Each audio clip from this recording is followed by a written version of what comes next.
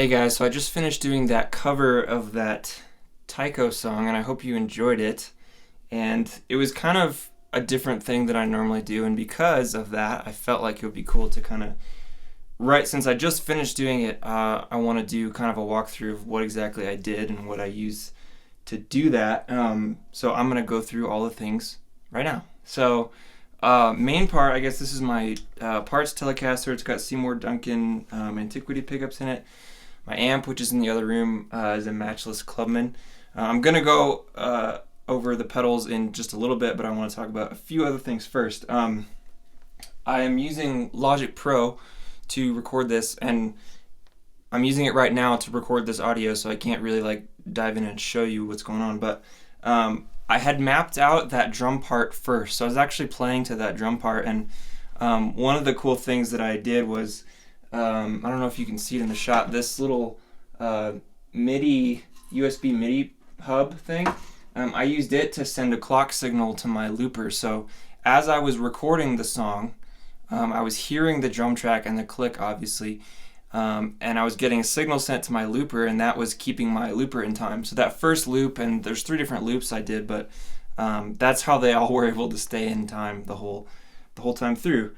And I thought that was pretty cool. I'd never done that before with Logic anyway. So, and that was with, what did I use? Native Instruments, what is it called? Battery for the drums. Just the standard, I don't even remember which kit, but it was just one of the standard kits.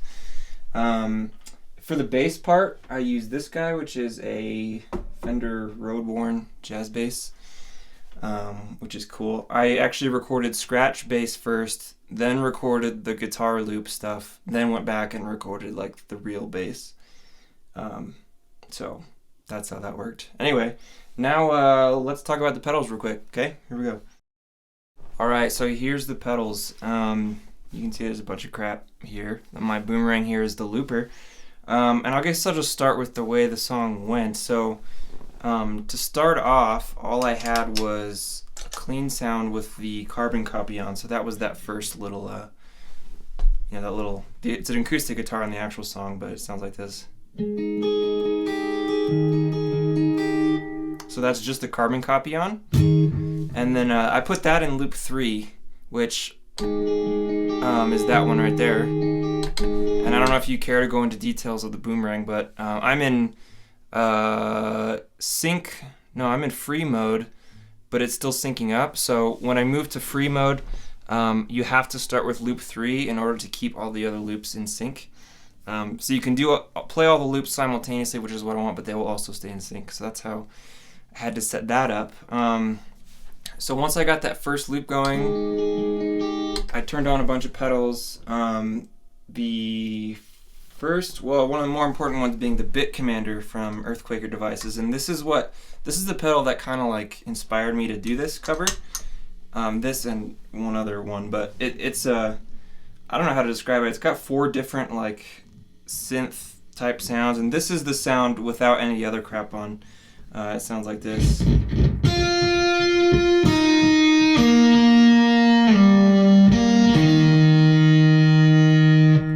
So the Carbon Copy I left on, it gives it kind of that washiness, but so that's kind of that's the sound I got from the Bit Commander. And as I was playing with that, I thought it would be fun to combine it with the lo-fi loop Junky from ZVex, and so I turned this on, and it makes it more lo-fi and gives it kind of more of a warbly sound, which is kind of that signature Tycho sound, you know?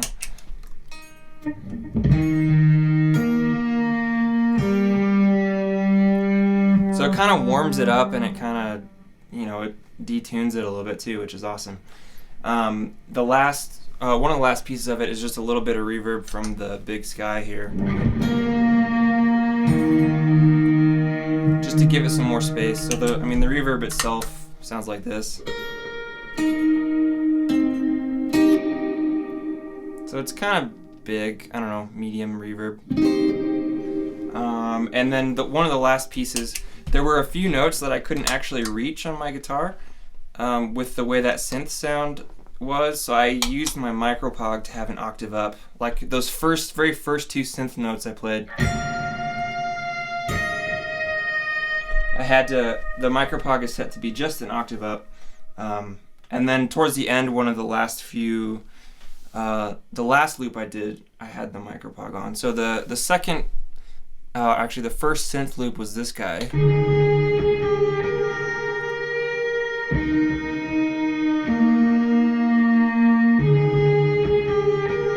And then the third one was this guy.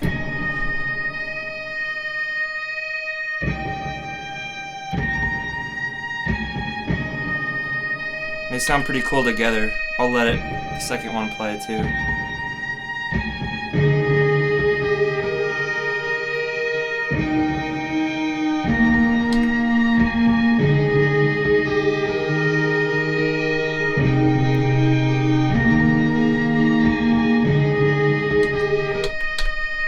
So that's pretty much it.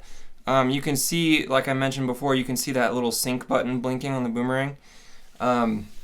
I know you can't see it, it's just outside of your visible range, but there's a MIDI cable plugged into my Sidecar for the Boomerang, which is receiving the MIDI clock signal from Logic and is syncing everything up nicely. So that's pretty much it. If you've got more questions, I'd love for you to come over to my website at reverbnerds.com and we can talk about it in the comments. Anyways, hope you enjoyed that. I hope that was helpful. I'll talk to you guys later. See ya.